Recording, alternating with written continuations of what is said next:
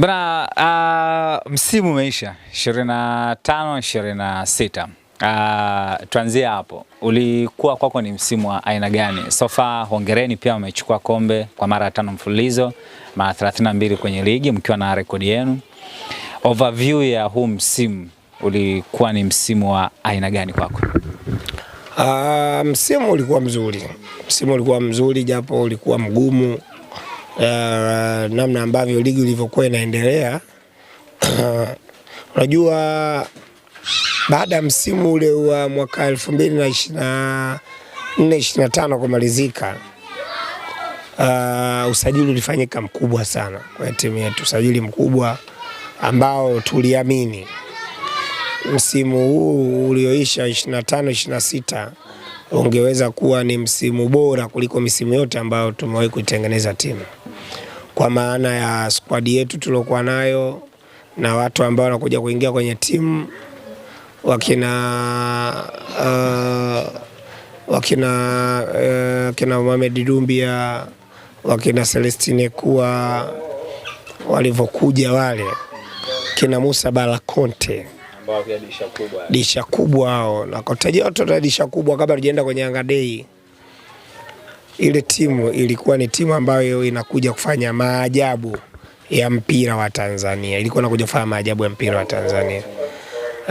Kwa bahati mbaya kwenye football, yani unaweza ukawa na wachezaji ambao ni quality wasiingie kwenye timu. So nakumbuka mechi ya Simba na Yanga ya kwanza ya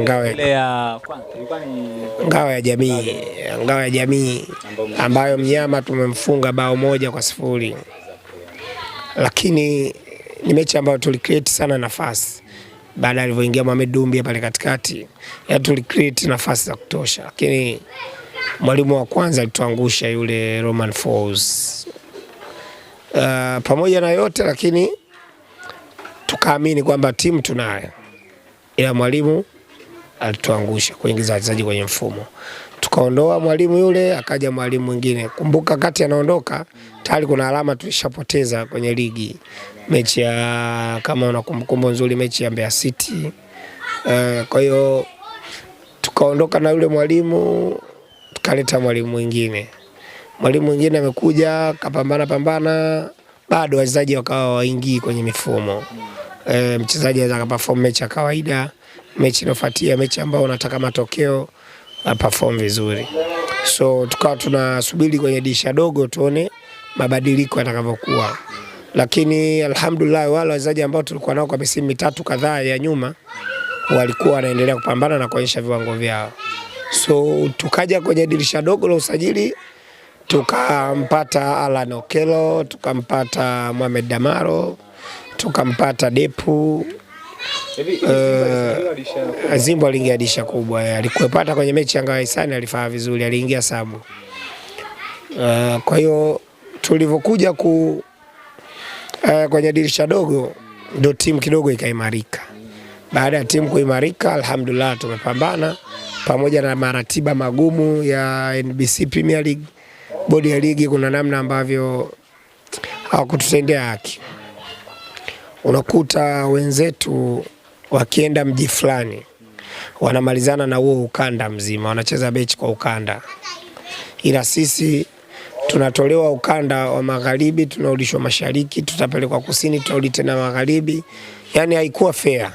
Na nashauri pia msimu ujao wajitahidi kwenye ratiba zao. Hauwezi kumpeleka mtu Mwanza mara 2, huwezi kumpeleka mtu Mbeya mara 3. Yani unampeleka unamrudisha. Kama kuna timu Mbeya, basi bora ni afadhali tukae hapo tumecheze mechi zetu zote, tuondoke. Simba shaka Arusha wakacheza mechi 3. Simba shaka nakumbuka wameenda kucheza mechi Dodoma, wamekaa mechi 3. Zote wamecheza pale Dodoma. Lakini si Dodoma tumepelekwa, tukaondoka. Tukapelekwa tena, tukaondoka tena, turudishwi Dar. Siko tunaoenda Dodoma, uje tunatokea mikoa ya mbali. Kwa hiyo zile ruti zilikuwa saa nyingine zinawachosha wachezaji, wakati mwingine wapate muda mzuri wa kupumzika. So kwenye mapambano niwapongeze sana wachezaji msimu huu, na viongozi wamepambana sana. na pia tujipongeze sisi mashabiki wa Young Africans ambao tumesafiri na timu yetu msimu mzima popote timu ilipokuwepo, kwa maana sauti zetu, mapambano yale ya kupiga kelele nje yalikuwa yana push, wakati mwingine yana push wachezaji, wakati mwingine vilio vyetu vinasikika kwenye bodi ya ligi. Imesaidia sisi kupata ubingwa wa NBC Premier League 32. Kwa hiyo msimu ulikuwa tough, na utafu wake ulitokana na hayo matukio kadha wa kadha. Wakati mwingine unaona wapinzani wetu na wao kwenye dirisha dogo walipata baadhi ya wachezaji ambao kwenye timu yao waliwasaidia, so ikawa inawasaidia wao kwenye zile mechi ambazo hawapelekwi huku na huku na huku, wanapata muda mzuri wa kujipanga kutafuta matokeo. So nadhani msimu ujao utakuwa na kazi sana. Hatakubaliana na hizo ratiba za kihuni. Yani ratiba za kihuni mimi niseme wazi, yani hilo wala silifichi. Hatutakubaliana na ratiba za kihuni za kwamba unapelekwa Kigoma, utoke Kigoma uende Mwanza, uende Arusha. Hizo ni ruti za kihuni. Angalieni, Yanga anaenda kusini, basi amalizana na hizo timu za kusini. Akitoka kusini mrudishe Dar es Salaam aje acheze mechi. Akicheza mechi Dar, anaweza katoka Dar akaenda mkoa mwingine. Kama anaenda Dodoma, kutoka Dodoma aende Singida akacheze mechi. Amalizane, yani uweze kucheza Dodoma jiji ukarudi Dar uende ukacheze mechi Arusha, alafu tena unarudishwa tena uende ukacheze mechi Singida. It's not fair. Kwa hiyo bodi ya ligi msimu ujao ratiba za kihuni hatutakubaliana nazo. Lakini msimu ulikuwa mzuri na tumepata bingwa aliye bora, kwa sababu huwezi kumpata bingwa dhaifu, bingwa wa yani kuna mfano Simba raundi ya kwanza ukiwaambia timu yao na raundi ya pili wanakuambia timu yao raundi ya pili ilikuwa nzuri. Sisi timu yetu raundi ya kwanza ilikuwa nzuri na raundi ya pili ilikuwa nzuri, yani kabla dirisha dogo. Tafsiri yake ni nini? Si dirisha dogo tuliboresha kidogo. Simba wamekuja kubadilisha timu kabisa. Huwezi kumpata bingwa kwa kucheza ligi raundi ya pili tu. Yani bingwa anatakiwa patikane katika raundi zote, au umpate bingwa ambaye hajawahi kutoa hata mchezaji bora wa ligi wa mwezi. Huo ni uongo. Yani Yanga imetoa wachezaji bora wa miezi 5 kati ya miezi 9. Yani perfect, tulistahili kuwa mabingwa. Kwa tunamshukuru Mwenyezi Mungu, lakini msimu ujao nadhani battle itakuwa kubwa sana. Kuna matukio kadhaa ambayo Young African imeyafanya so far, ukirifa msimu ule ambao ulikuwa hamchezi na msimu kuna matukio fulani hivi. Inaonekana Young African mna jeuri sana, yani mna ubabe fulani hivi ambao wakati mwingine hata mamlaka anatoa maagizo na hamyafuati. Mmoja ya tukio la mwisho la jumba la kifahari kule uwanja wa Isamuyo, mlipewa adhabu milioni 30, lakini mkaamua tu clear kila kitu kiwe vile. Lakini ukifuata matukio ya nyuma, sometime labda wanasema msifanye hivi, nyinyi mnafanya. Mna jeuri mnaitoa wapi? Nataka nijue. Lakini cha pili, mnaamini kwamba nyinyi hamwezi kuongoza mamlaka, yani mnachokiamua nyinyi kisipotimia, yani hakuna mtu wa kuwavuruga? Ni nyinyi mnatutafsiri vibaya sisi. Nyinyi mnatutafsiri. Sisi kwanza sio wajeuri. Hilo la kwanza. Bali sisi tuna misimamo yetu. Tunachokiamini ndicho ambacho tunakisimamia. Na kwa mfano soka linaendeshwa na sheria, lakini na kanuni zipo. Sheria za mpira ni zile zile duniani kote zipo, lakini kanuni zinatofautiana. Yani kanuni za mpira wa Uingereza haziwezi kuwa kanuni sawa na za Tanzania, au kanuni za La Liga zikawa sawa na za EPL. Hizo haiwezekani. Kanuni za La Liga ziko kimpango wake, kanuni za EPL ziko kimpango wake, kanuni za Bundesliga ziko kimpango wake, kanuni za Ubelgiji ziko kimpango wake. Kila ligi na kanuni zake. Sheria zipo 17 zitaongoza mpira. Kanuni zinaongoza ligi ya nchi husika. So zipo faini kwa makosa ambayo yatafanywa katika ligi kulingana na kanuni. So sisi tunachoamini ni kwamba kama tunatakiwa kuwa mabingwa na kuna sehemu tunaona hapa hakuko fair, kwa sababu unapoenda kwenye mechi kuna mwenyeji na mgeni. Unapoenda kiwanja cha ugenini, mwenyeji ana mamlaka ya kiwanja chake kufanya kile anachokifanya kukuandalia wewe kwa ajili ya kucheza mechi. Wakati mwingine hatuaminiani. Yani ule uhalisia hatuaminiani.